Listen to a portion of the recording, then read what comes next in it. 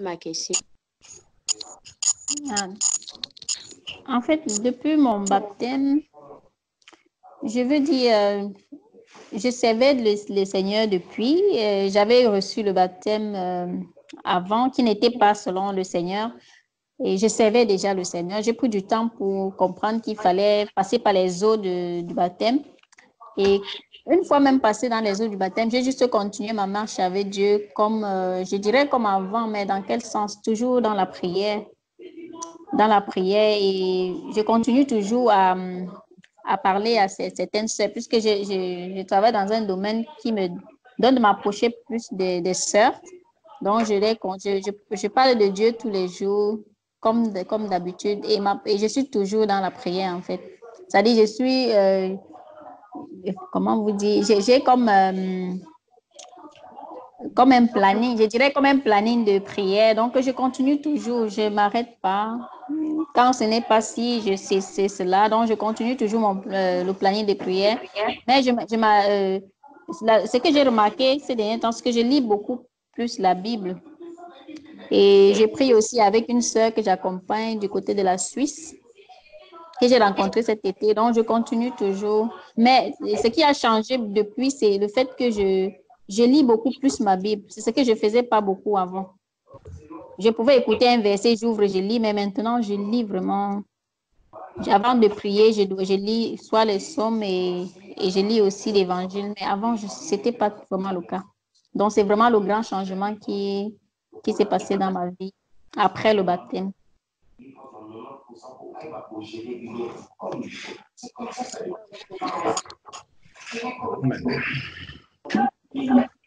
Gloire à Dieu.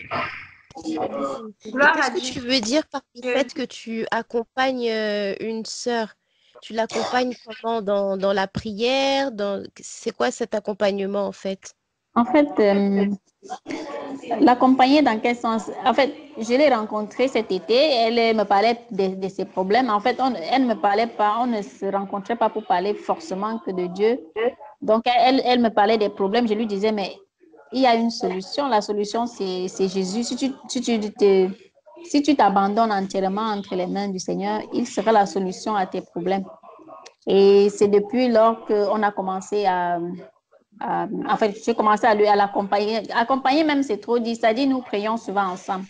Peut-être c'est juste le mot qui n'est pas à sa place. Parce que je lui dis de lire la Bible, de prier, de faire confiance à Dieu et de ne pas toujours dire j'ai la malchance à tout bout de champ, à accuser, enfin, à accuser le Seigneur ou bien à se plaindre, à chaque fois, quoi. Donc, je lui dis, si tu as déjà abandonné au Seigneur, tu dois juste continuer à prier et à croire que le Seigneur va t'apporter la force nécessaire. Et en fait, on s'entraide, quoi, je dirais ça. On s'entraide. Amen. Gloire à Dieu, mais que l'Éternel poursuive son œuvre en toi et qu'il t'accorde encore plus de paroles d'exhortation et d'encouragement pour que ça serve à l'avancement de son royaume. Au nom de Jésus-Christ. Amen. Amen. Amen. Dieu te bénisse. Amen. À la fin, ma soeur, à la fin, tu passeras à nous donner le nom de la sœur que tu exhortes pour qu'on la mette en prière, que le Seigneur puisse. Et elle s'appelle Georgette. Georgette. Ouais, Georgette. En fait, si elle vient du côté de la Belgique, c'est parce qu'elle a deux enfants qui jouent ici, qui jouent au foot. Donc, et lorsqu'on s'est rencontrés, elle m'a expliqué en fait que elle avait fait un rêve. Et dans ce rêve, elle avait vu une lumière.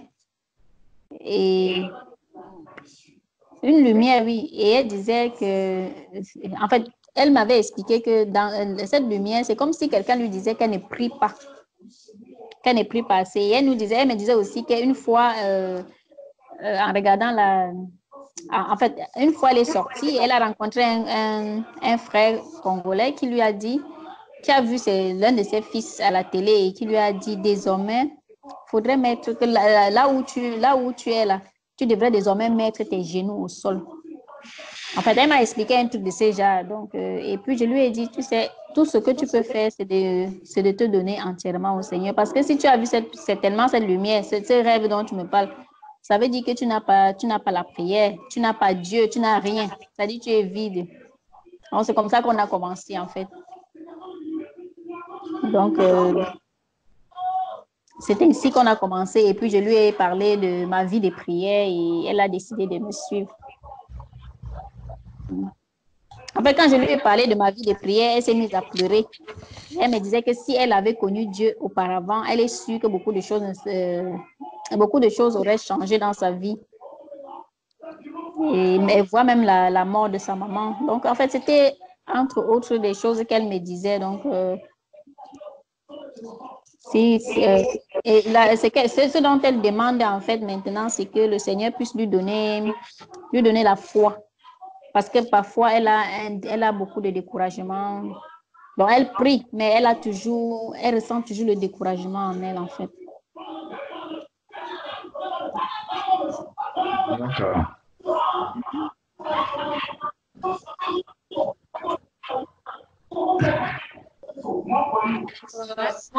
Est-ce que tu peux mettre tout simplement un instant ta caméra afin que je puisse te voir, sachant que par la grâce du Seigneur, on se verra bientôt. Amen. Ouais. Ça va. C'est bon? Après que tu as dit Pardon? on ne te voit pas. On ne te voit pas, sœur. Attendez. Je pense que j'enlève la pochette. Je crois que c'est ça le problème. Ça va? Ça va? Pas encore. Parce que j'ai enlevé la pochette. Je pense que c'était ça qui empêchait l'image. Ma sœur Sylvie, il y a la bruit de la télé. Essaie un peu de t'éloigner là où tu es. S'il te plaît, ma chérie. J'ai peur seulement pour la connexion parce que quand je suis plutôt vers le haut, là, ça se coupe. C'est la télé qui passe ou bien ce sont tes voisins qui sont bruyants? Non, c'est ma belle-sœur qui regarde la télé. Ah, et tu es à côté d'elle? Oui, je vais essayer de me mettre ici au cas où j'espère que la connexion ne va pas se couper. Et si le volume peut juste être baissé? Et si tu peux lui demander. Hein. Non, ça va, je crois que c'est bien.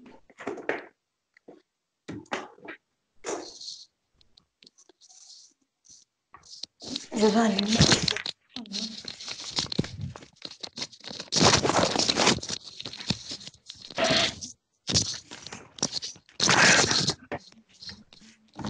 Sœur Sylvie, pendant que tu es en train de faire, tu nous suis? Oui, je vous écoute très bien. D'accord. C'est Georgette dont tu parlais. Pardonne-moi, tu as donné le nom tout à l'heure. Oui, Georgette. Georgette. Oui. Oui. Est-ce que Georgette est née de nouveau? J'ai envie de dire, avant, elle était catholique parce que chaque fois qu'on parlait, elle me parlait toujours elle me dit en fait qu'avant, elle faisait des prières comme Je vous salue Marie et tout. Donc, je pense qu'elle était catholique avant.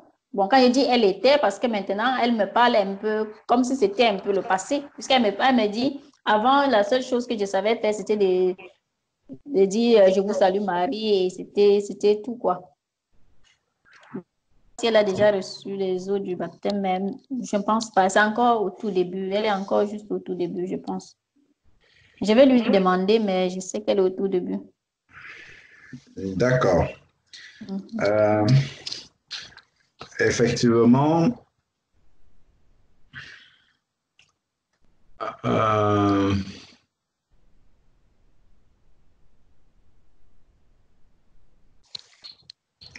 lorsqu'on voit ce que Jésus demande aux disciples de faire dans Matthieu 28, il dit « Allez faites de toutes les nations des disciples. Baptisez-les au nom du Père, du Fils et du Saint-Esprit et enseignez-leur à observer tout ce que je vous ai prescrit. Tu vois dans quel ordre ça se trouve? Faire de toutes les nations des disciples, c'est le premier point. Le deuxième point, c'est le baptême. Le troisième point, c'est l'enseignement.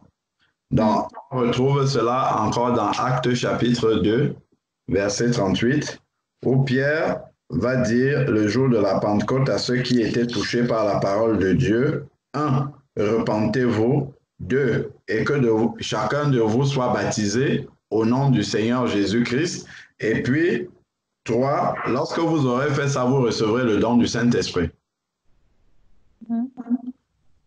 Donc, demander à quelqu'un de prier,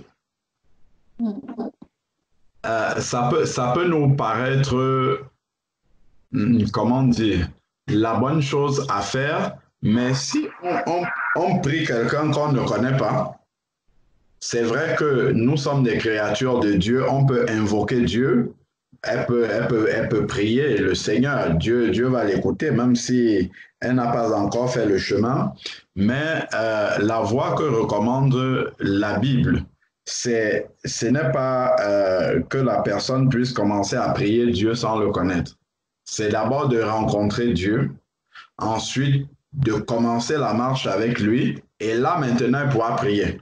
Parce que bon, tout ce elle est en train de demander, que Dieu la soutienne, elle va faiblir, elle ne va pas prier, ainsi de suite. En fait, c'est mettre un peu la charrue avant les bœufs. Donc, elle essaye d'avoir une vie chrétienne, mais sans la rencontre avec le Seigneur. Là, ça va être vraiment pénible.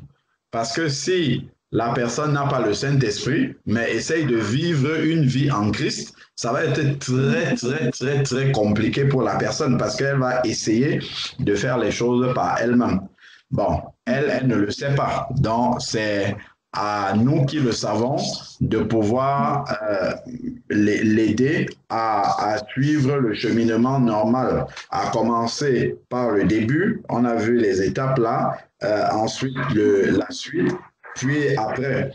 Donc, vraiment, pouvoir lui expliquer qu'il y a des promesses pour les enfants de Dieu. C'est un exemple qu'on a l'habitude de prendre souvent. C'est-à-dire que si tu sors de chez toi et que tu rencontres l'enfant de la voisine et que l'enfant de la voisine te demande un bonbon, bon, tu peux, si tu le souhaites, donner ce bonbon, un bonbon à l'enfant de la voisine, ça sera très bien, tu es très gentil. Comme tu peux ne pas donner, mais personne ne va te réclamer de n'avoir pas donné le bonbon à l'enfant de la voisine, parce que tu n'as aucune obligation vis-à-vis de l'enfant de la voisine. Bon, si par contre, toi, tu as un enfant, et ma prière est que Dieu te donne un mari et que tu en aies beaucoup, donc, si tu as ton enfant, par contre, tu as une obligation vis-à-vis de cet enfant-là. C'est-à-dire que tu ne vas pas accoucher un enfant et laisser l'enfant à l'abandon. Tu as une obligation vis-à-vis de cet enfant, tu dois nourrir cet enfant. Donc, si ton enfant te demande un bonbon, tu ne peux pas laisser cet enfant-là comme l'enfant de la voisine. Tu n'es pas dans l'obligation de donner le bonbon à l'enfant, mais tu es dans l'obligation de lui expliquer au moins. C'est-à-dire que soit tu donnes le bonbon à l'enfant et puis c'est bon, soit tu ne lui donnes pas, mais tu dois lui expliquer pourquoi tu ne lui donnes pas. Tu vois, tu ne peux pas, en tant que parent de cet enfant, laisser l'enfant sans lui donner ce qu'il te demande et sans lui expliquer pourquoi tu ne lui donnes pas. Soit tu vas lui expliquer que bon, voilà, je ne te donne pas le bonbon maintenant, mais je vais te le donner demain. Peut-être parce que, je ne sais pas moi, le temps est passé et puis c'est pas bon de prendre les sucreries avant de dormir. Je donne une explication comme ça qui me vient à l'esprit. Ou bien tout simplement, je ne te donnerai pas des bonbons parce que ça va te donner des caries dentaires. Tu vois? Donc, tu dois quand même apporter une explication à l'enfant. Tu ne peux pas ne pas donner le bonbon à l'enfant et laisser l'enfant sans explication et continuer à vivre avec l'enfant dans la maison. L'enfant ne comprendrait pas. Parce que l'enfant pourrait être amené à croire qu'en tant que parent, tu ne l'aimes pas. Tu ne fais pas ce qu'un parent, tu ne témoignes pas ton affection, tu ne lui témoignes pas ton affection. Tu vois, l'enfant serait dans l'incompréhension. C'est pour ça que tu as l'obligation, même si tu ne donnes pas à l'enfant, de pouvoir lui expliquer. Donc, lorsque nous voyons cela dans le domaine naturel, on peut mieux comprendre les choses spirituelles. Donc, quelqu'un qui ne connaît pas Christ encore, qui vient, qui commence à prier le Seigneur est comme toi avec l'enfant de la voisine. Donc, toi, tu seras à la place du Seigneur et l'enfant de la voisine est comme cette personne qui ne connaît pas Dieu, qui vient demander quelque chose. L'enfant de la voisine ne peut pas te réclamer quelque chose parce que tu n'as aucune obligation vis-à-vis d'elle. Donc, celui qui n'est pas né de nouveau, qui ne marche pas avec Dieu, Dieu n'a aucune obligation vis-à-vis de cette personne. Dieu peut, comme il le fait, hein, il bénit souvent les païens, mais il n'a aucune obligation vis-à-vis d'eux. Par contre, celui qui est devenu un enfant de Dieu, Dieu a des promesses dans sa parole. Il s'engage en tant que père de pouvoir accomplir certaines promesses dans la vie de ses enfants. Donc, commencez à prier pour demander au Seigneur ci ou ça. Il faut d'abord devenir son enfant pour être, comment dire, en droit de pouvoir lui demander certaines choses.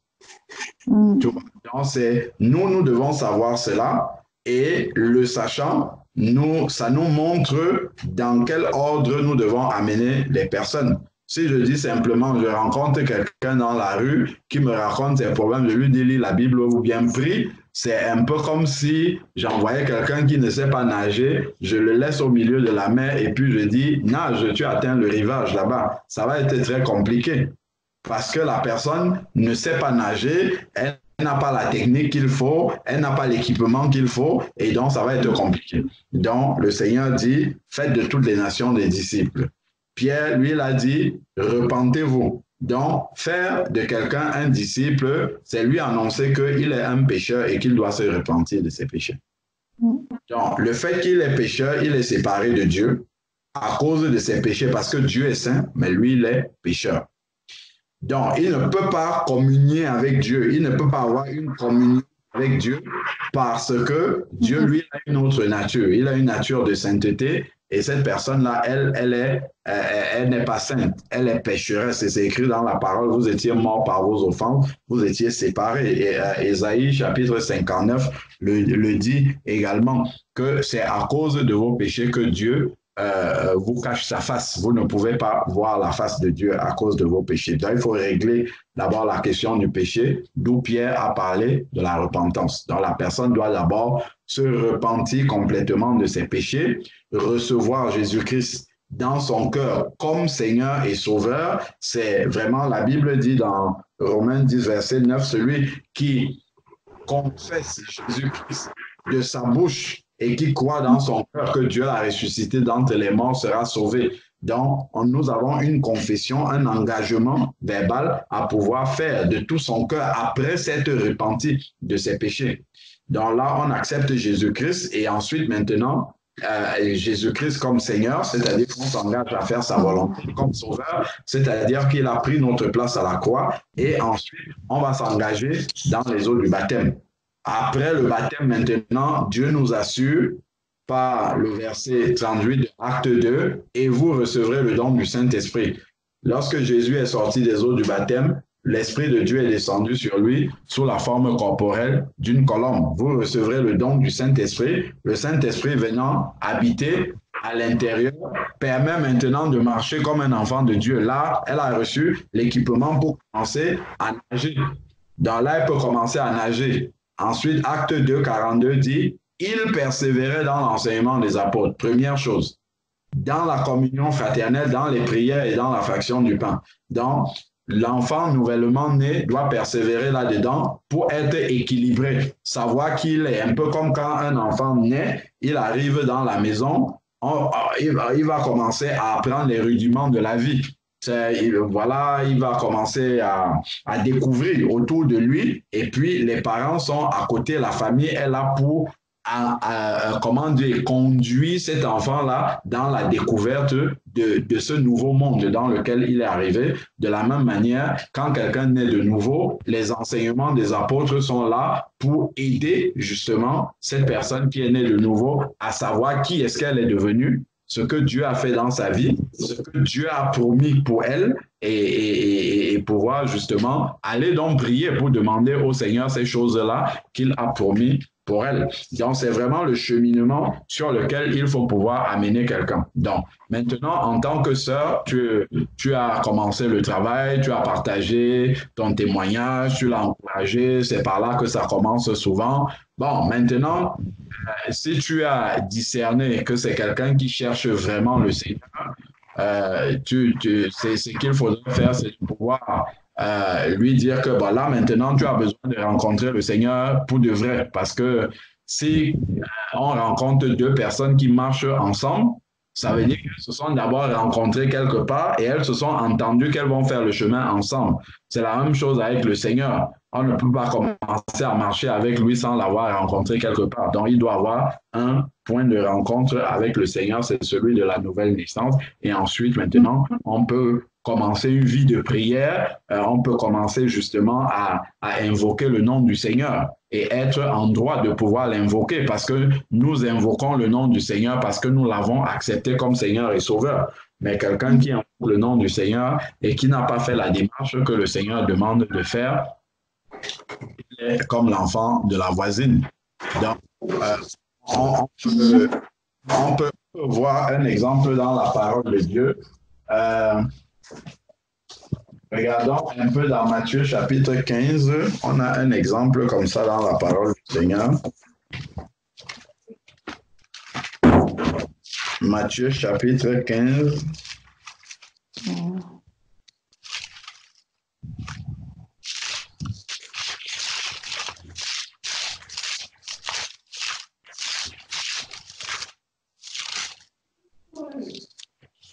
On va regarder Matthieu 15. Matthieu 15, à partir du verset 21.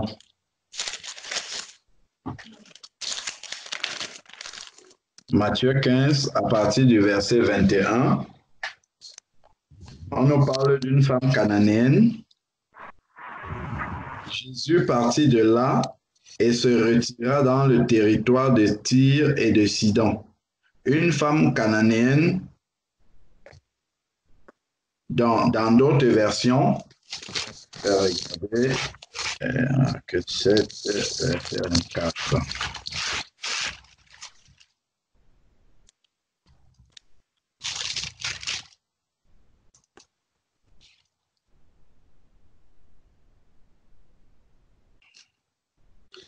Alors,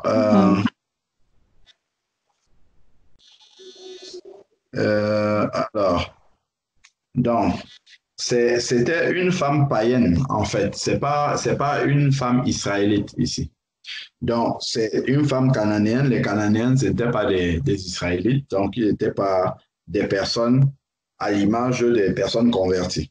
Donc, une femme cananéenne, donc païenne, qui venait de ces contrées, lui cria. Donc, elle crie à Jésus, « Aie pitié de moi, Seigneur, fils de David. Ma fille est cruellement tourmentée par le démon. » Donc, voilà l'image de quelqu'un qui est dans les problèmes.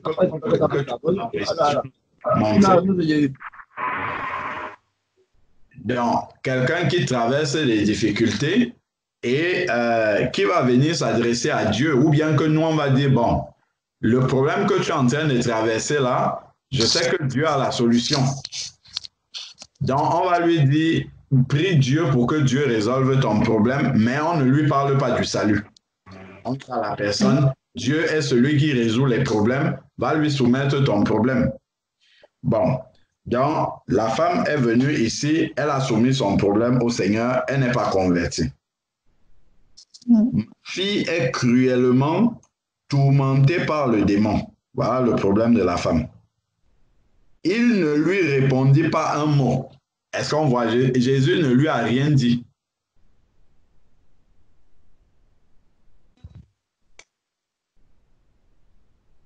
Jésus ne lui a rien répondu. Ensuite, maintenant, les disciples s'approchaient de lui. Ça, c'est ce que nous étions en train de dire tout à l'heure que toi, en tant que voisine, si tu es fils de ton voisin, de ta voisine, s'il te demande le bonbon, tu n'as même pas obligation de répondre à cet enfant. L'enfant ne peut pas se plaindre. Elle ne peut que dire que ah, moi, j'ai demandé un bonbon à la voisine n'a pas répondu. Mais ce n'est pas un droit. Donc, Jésus n'a pas répondu. Ses disciples s'approchaient de lui, et lui demandèrent, renvoie-la, car elle crie derrière nous. Donc, les disciples sont, comment dire, ce sont des Israélites. Et ils savent que cette femme-là est l'enfant de la voisine. Elle n'est pas en droit de demander ce qu'elle demande là. Ce n'est pas un droit pour elle. Donc, le Seigneur Jésus peut lui faire grâce, comme la parole de Dieu nous dit dans Matthieu 5, qu'il lui fait grâce en répondant à son besoin, mais il n'a aucune obligation.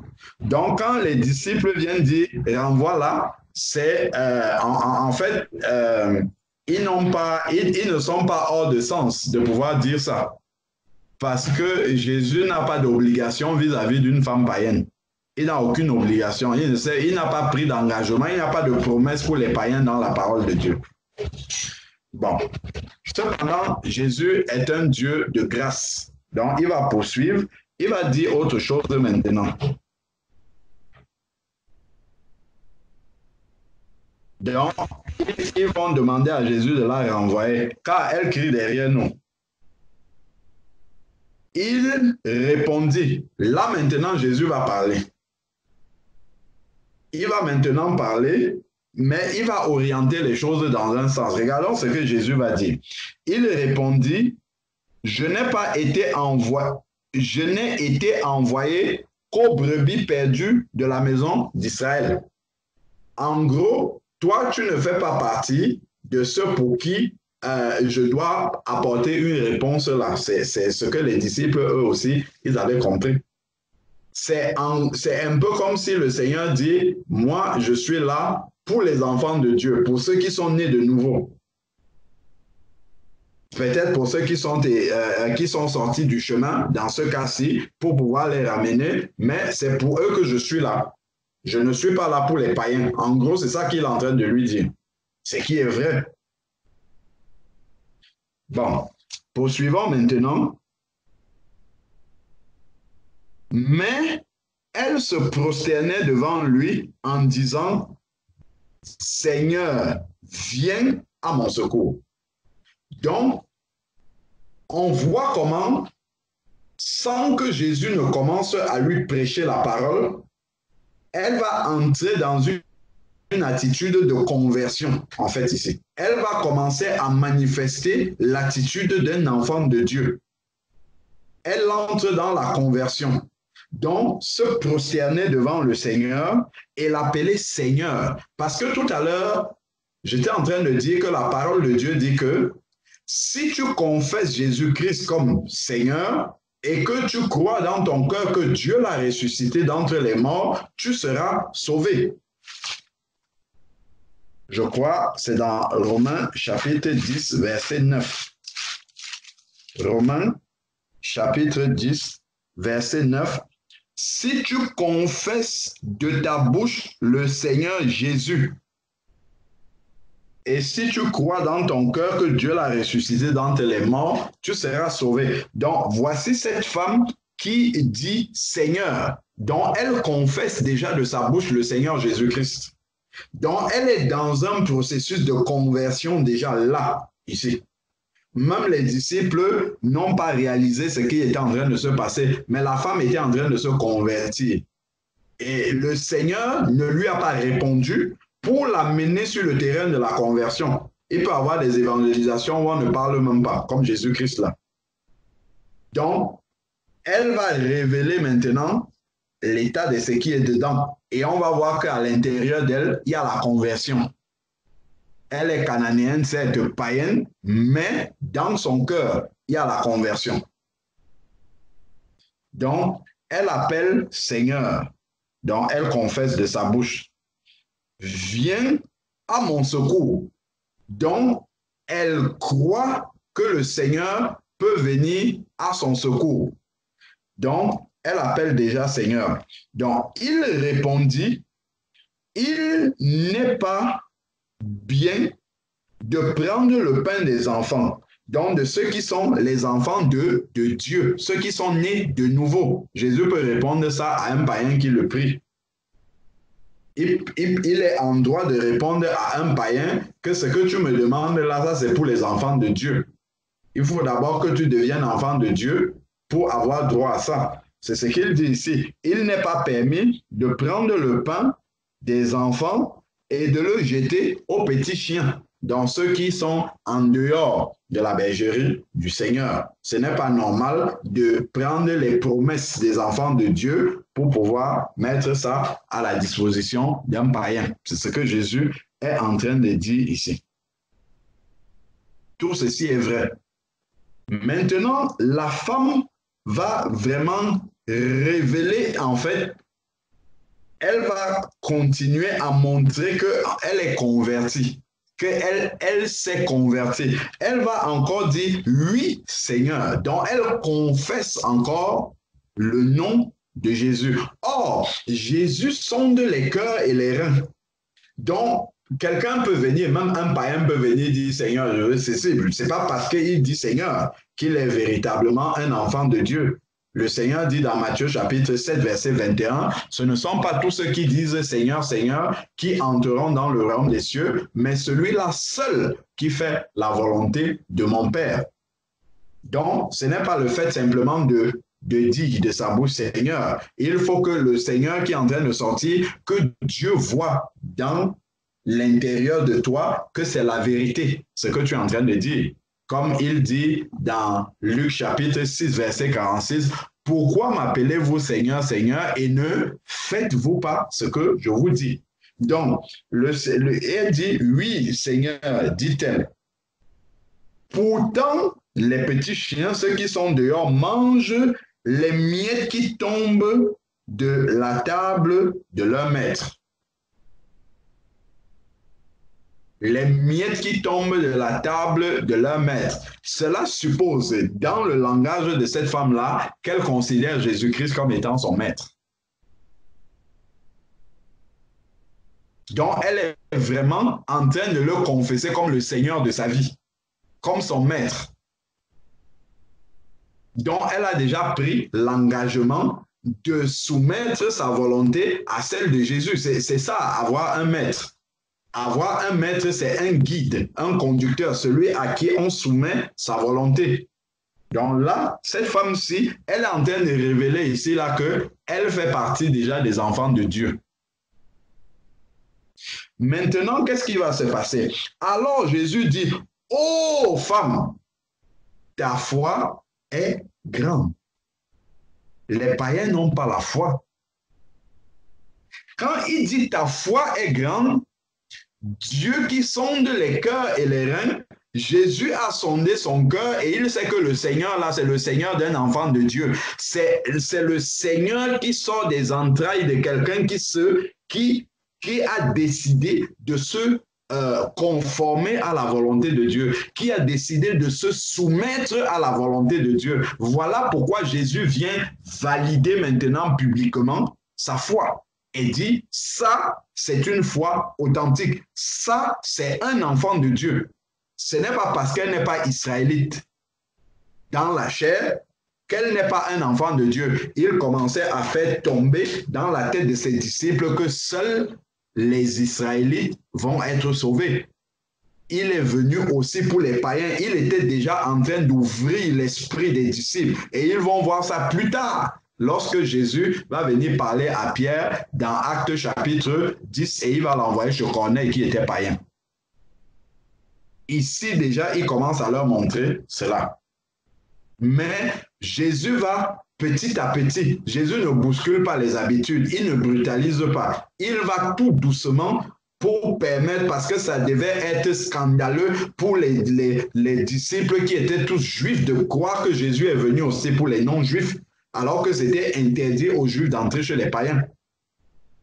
Donc Jésus va doucement, même dans Matthieu 10, quand il envoie ses disciples aller évangéliser, il leur dit allez vers les brebis perdues d'Israël, n'entrez pas dans les villes des Samaritains, donc qui étaient des Israélites qui s'étaient corrompus. Non, n'allez pas chez les païens, allez seulement chez les Juifs. C'était pour les amener petit à petit à comprendre plus tard que le salut était aussi pour les non-juifs. Donc la dame reconnaît que Jésus est son maître ici. Donc elle est convertie. Et tout ce processus-là, Jésus l'a amené en fait à révéler sa conversion. Jésus n'a pas dit, ah, ton problème c'est quoi? C'est que l'enfant a un démon. Ok, démon, sort de cet enfant. Non. Jésus l'a amené à la conversion. D'abord, il a fait une évangélisation qui est très particulière. Ça passe par le silence. Même les disciples ne comprennent pas, mais ça conduit à la conversion. Voilà quelqu'un qui est dirigé par l'Esprit du Seigneur. Il est dirigé vraiment par l'Esprit du Père. Donc, ô femme, ta foi est grande. Il valide cette foi-là comme étant la foi d'un enfant de Dieu. Qu'il te soit fait comme tu veux. Il ne l'a pas dit dès le début. Qu'il te soit fait comme tu veux. Il ne l'a pas dit dès le début. Il a éprouvé la foi de la dame pour montrer aussi à ses disciples que la foi de cette dame-ci est la foi d'un enfant de Dieu. Ça, c'est un enfant de Dieu. Elle a le droit de demander ce qu'elle demande là. Même comme vous voyez extérieurement que c'est une païenne, c'est une cananéenne. Oh, femme, ta foi est grande. Et là, maintenant, c'est à la fin de la conversion de cette femme-là qui est révélée qu'il est dit ici, et à l'heure même, sa fille fut guérie. Donc, Jésus l'a d'abord conduite à la conversion avant d'exaucer sa prière. Parce que la conversion, elle est plus grande que exaucer simplement une prière de quelqu'un. À quoi servirait-il à un homme de gagner le monde s'il venait à perdre son âme? Donc, même si Jésus exauce toutes les prières que tu veux sur cette terre, par rapport aux situations de cette terre, par rapport aux biens de cette terre, à quoi cela te servira-t-il si à la fin tu perds ton âme? Non, Jésus nous aime tellement qu'il veut d'abord nous donner le plus important. Rechercher premièrement le royaume des cieux et sa justice, et toutes choses vous seront données par-dessus tout. Donc, tout ce qu'elle va demander là, ça vient au-dessus du salut et de la vie éternelle. Et Jésus était vraiment lucide pour amener d'abord les personnes sur le terrain de la conversion. Donc, ça, c'était juste un exemple pour dire effectivement que par rapport à Georgette, certes, elle traverse des situations qui peuvent être difficiles et tout ça, après lui avoir fait comprendre que Jésus est la solution à tous ces problèmes, il ne faut pas qu'elle aille comme ça pour chercher simplement la solution et continuer son chemin. Elle serait passée à côté, même si Jésus répondait à toutes ses prières. Donc, c'est vraiment de pouvoir la conduire à la conversion. Donc, comme tu as fait, tu as donné ton témoignage, on peut voir dans Jean chapitre 4. Tu lui as dit ce que Jésus a déjà fait dans ta vie, ce qu'il est capable de faire. On a quelqu'un qui l'a fait aussi ici, dans Jean chapitre 4. Jean chapitre 4, c'est avec la femme samaritaine. Donc, Jésus a discuté avec cette femme, on connaît l'histoire. Et à partir du verset 28, Jean 4, 28 et suivant, la femme laissa donc sa cruche, s'en alla dans la ville et dit aux gens, voilà une femme qui a rencontré Jésus-Christ, qui a parlé avec Jésus-Christ, et Jésus s'est révélé à elle. Donc, c'est une femme qui a rencontré Jésus-Christ. Maintenant, elle va aller en ville et qu'est-ce qu'elle va dire?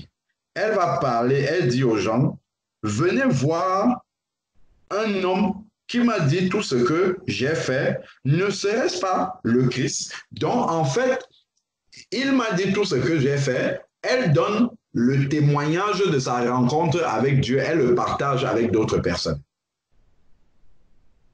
Elle partage son témoignage, elle ne commence pas à expliquer, il faut que vous vous repentez de vos péchés, il faut que vous abandonnez ceci, la repentance, ça se passe comme ceci, comme cela, il y a le jugement éternel. Elle n'entre pas dans un enseignement quelconque, c'est une femme.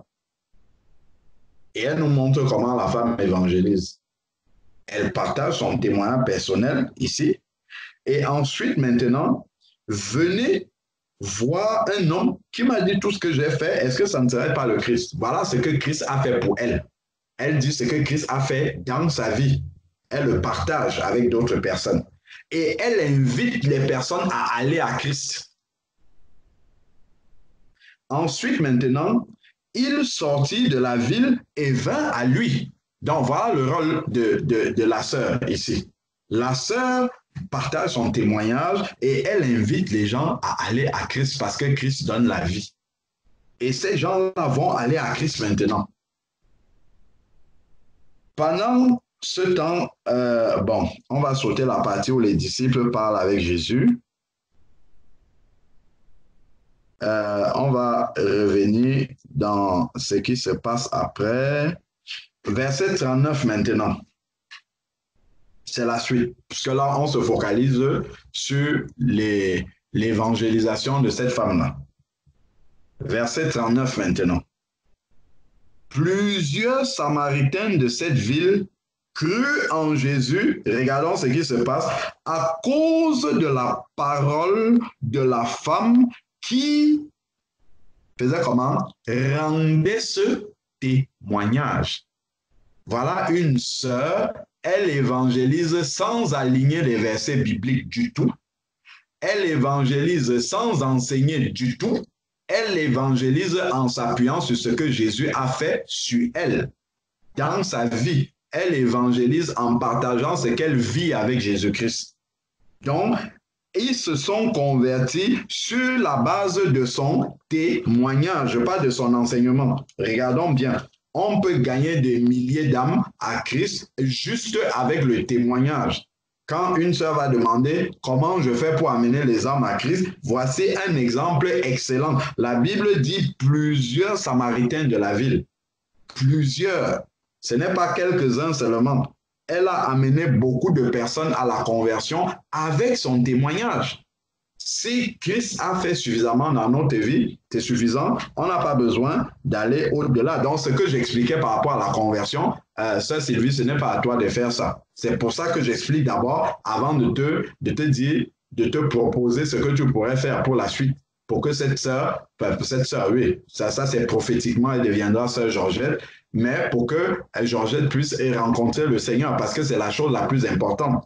Là, elle va recevoir le Saint-Esprit, elle pourra prier, elle pourra avoir la foi qu'elle demande à Dieu, parce que le Saint-Esprit vient avec tout cela. Il vient avec la foi, il vient avec l'endurance, la persévérance, il vient avec l'encouragement, il vient avec tout cela. Mais si elle n'a pas ça, ça sera pénible de suivre, elle ne pourra pas d'ailleurs suivre le Seigneur.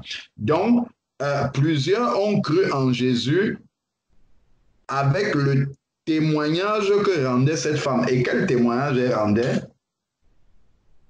Il m'a dit, ici on n'est pas en train de dire qu'une sœur ne peut pas gagner des âmes en disant des versets bibliques. Hein. Elle peut dire beaucoup de versets bibliques, elle peut même faire des enseignements, les gens seront convertis parce que Dieu bénit, il bénit, c'est lui qui veut sauver les âmes, mais au dernier jour, il lui dira, ok, les âmes ont été sauvées, mais le chemin par lequel tu es passé pour amener ces âmes-là, tu n'as pas lu dans ma parole que la femme, il n'est pas permis que tu puisses enseigner la parole de Dieu, tu pouvais gagner ces âmes-là autrement. Donc, le problème n'est pas que on ne peut pas gagner les âmes, une sœur ne peut pas réussir à gagner les âmes en enseignant. Il y a beaucoup de sœurs qui sont même évangélistes internationaux, qui gagnent beaucoup d'âmes, ainsi de suite. Ces âmes se convertissent à Dieu. Mais à la fin, il y a une partie de la parole de Dieu qui parle de ça. Il n'y a qu'à voir dans Apocalypse chapitre 2 vers le verset 18 où on parle de Jézabel. Il y a une partie qui parle de ça. Donc, il faut éviter de tomber là-dedans. C'est pour ça qu'on lit un cas ici, là, qui nous montre vraiment le cheminement que le Seigneur a laissé dans la parole pour pouvoir gagner les âmes pour une sœur. Donc, elle a utilisé ce témoignage. Donc, et on nous répète ce qu'elle dit dans le témoignage. Il m'a dit tout ce que j'ai fait. Donc, c'est comment dire, le contenu de ce qu'elle a vécu avec Jésus-Christ. Le contenu de ce que Christ a fait pour elle. C'est suffisant, c'est percutant, c'est quelque chose qu'elle a vécu, qui lui est propre, qui est vraiment, quand elle parle de ça, elle parle d'une expérience qu'elle a eue avec le Christ. Avec Christ, c'est une expérience qu'elle a vécue, ça percute les cœurs. Elle n'a pas besoin de rentrer dans les explications de versets, ainsi de suite. C'est ce que tu as vécu avec Christ. Tu as fait une authentique rencontre avec Christ. Tu n'as pas besoin de prendre les versets pour expliquer à quelqu'un. Tu lui parles de ce que tu vis avec Jésus-Christ, c'est suffisant pour renverser. D'ailleurs, un païen n'a pas besoin de versets bibliques. Il a, pour accrocher à Christ, il a besoin de savoir, de voir, de comprendre de ce que Christ a fait dans ta vie que lui ne peut pas avoir. C'est ça qu'un païen a besoin de comprendre.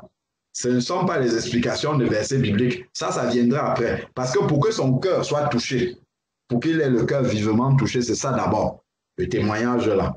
Il a fait ça dans ta vie, il peut aussi le faire dans la tienne. Et là, il dit, ah bon, donc il peut faire ça dans ma vie. Et là, maintenant, on va l'amener là où on va lui annoncer la parole. Donc, sur le témoignage, il m'a dit tout ce que j'ai fait. Aussi, quand les Samaritains vinrent à lui, donc, ils ont été touchés par le témoignage de la femme et ils sont allés à Christ. Donc, elle a amené les âmes à Christ. Ils sont allés à Christ maintenant, ici.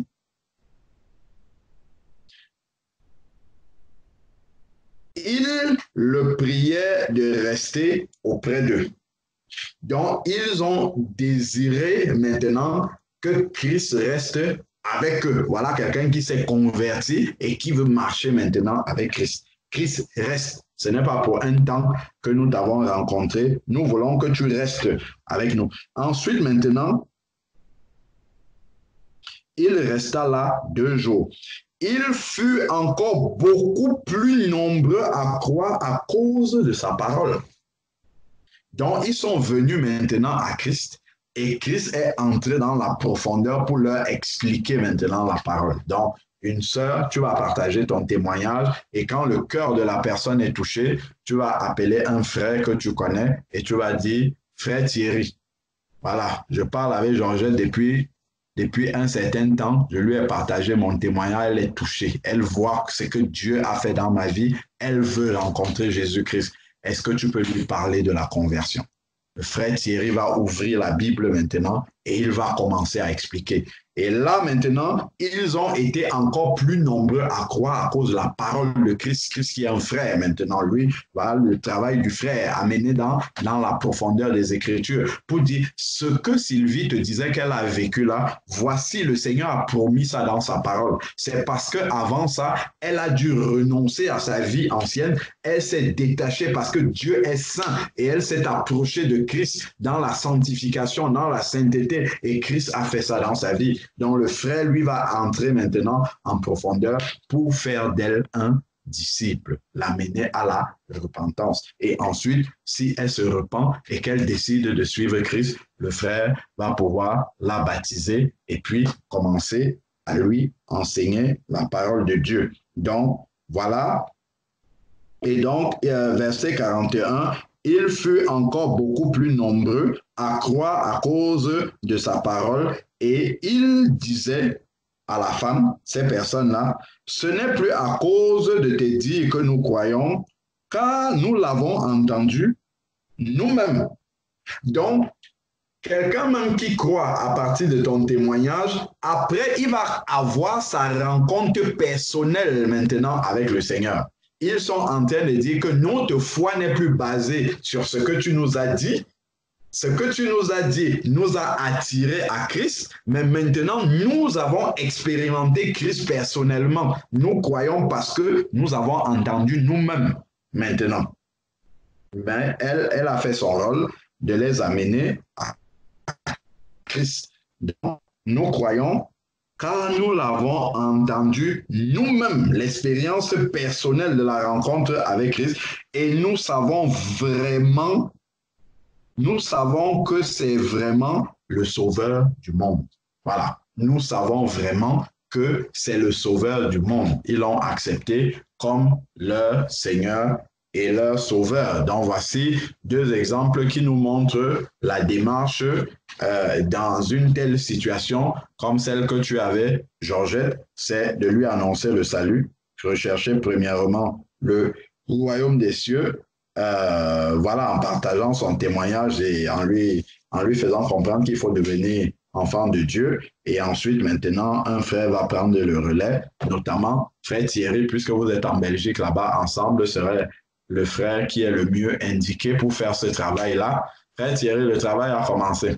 Donc, il va pouvoir prendre le relais pour lui annoncer la parole. Parce que le jour où il va falloir la conduire dans les eaux du baptême, si c'est nous dans le travail, tu ne vas pas l'amener en France alors que toi-même tu vis en Belgique, elle vit en Suisse.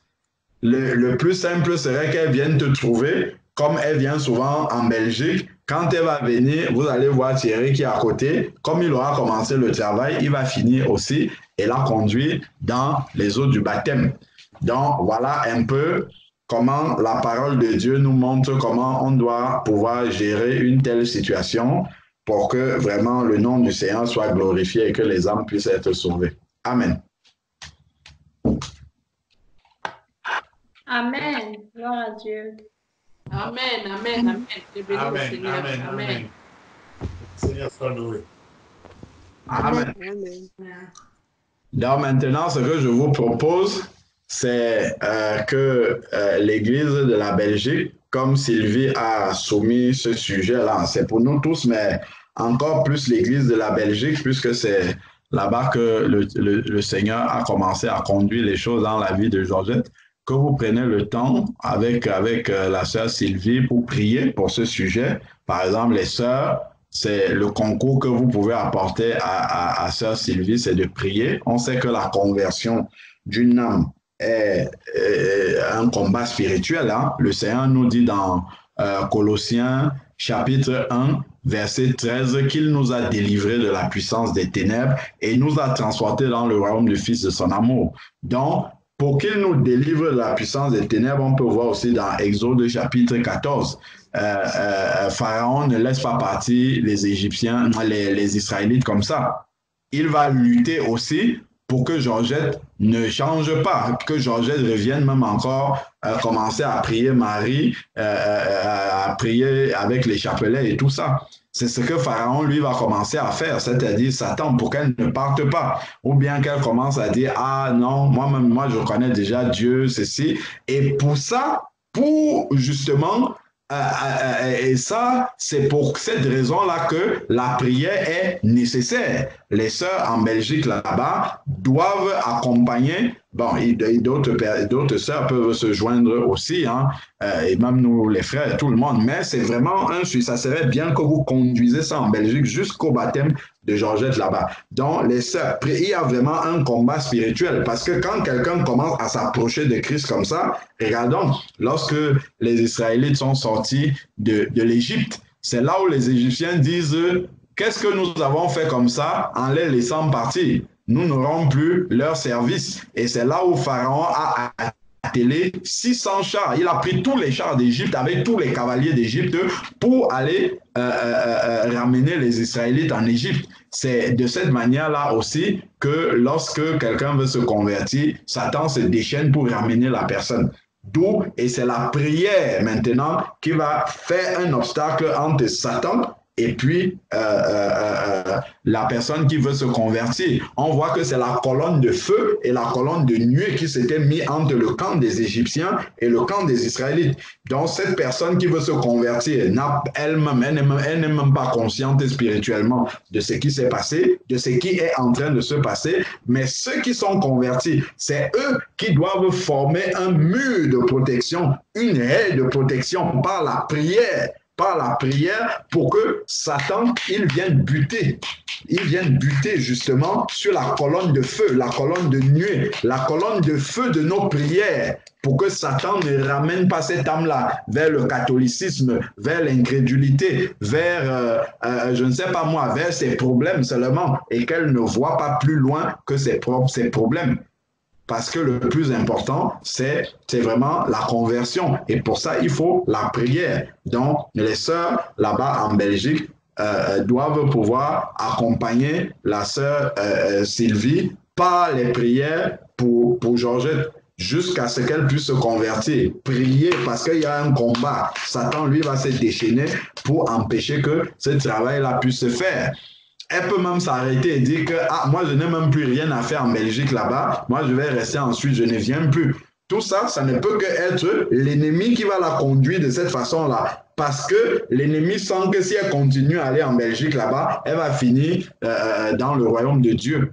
Donc, et pour ça, voilà pourquoi les prières sont importantes. Les prières sont vraiment, indispensables pour permettre que ce cheminement vers la conversion qu'elle a commencé puisse aller jusqu'au bout. Donc, les sœurs font leur travail dans la prière, le frère Thierry prend le relais pour la parole, la sœur Sylvie continue à témoigner. Ça fait un travail d'équipe et à la fin, tout le monde sera dans la joie lorsque Georgette sera dans le royaume de Dieu. Paul a semé, Apollos a arrosé et Dieu fait croître. Chacun a son travail dans l'équipe. Et vraiment, au final, les âmes seront ainsi sauvées et chacun aura joué sa partition correctement dans le travail d'équipe. Donc, vraiment, voilà comment, par la grâce de Dieu, vous pouvez accompagner Georgette jusqu'à ce qu'elle rentre et sorte des eaux du baptême et commence à marcher sur le chemin étroit, par la grâce de Dieu. Amen. Amen. Amen, mon frère. Amen. Bien parlé. Amen. Amen. Normalement, c'est ce que je devais faire avec la sœur que j'avais dit, elle va participer à la prière avec nous. Mais j'ai compris avec la parole de Dieu qu'il faut d'abord qu'elle se répande d'abord, de lui parler de Dieu, de mon témoignage. Après, le frère va lui prêcher la parole. Je crois que c'est ça vraiment les démarches à suivre. Au lieu de prendre la personne, de la mener directement comme ça, elle ne va rien comprendre. Donc, c'est vraiment un travail. C'est ça que je viens de dire à Thierry. Vraiment, en fait, il y a vraiment du travail à faire. On doit être sérieux dans les choses de Dieu. Ce n'est pas de la blague. Parce que nous-mêmes, nous sommes d'abord des témoignages vivants. Amen. Amen. Amen. Amen. Amen. C'est bien alors.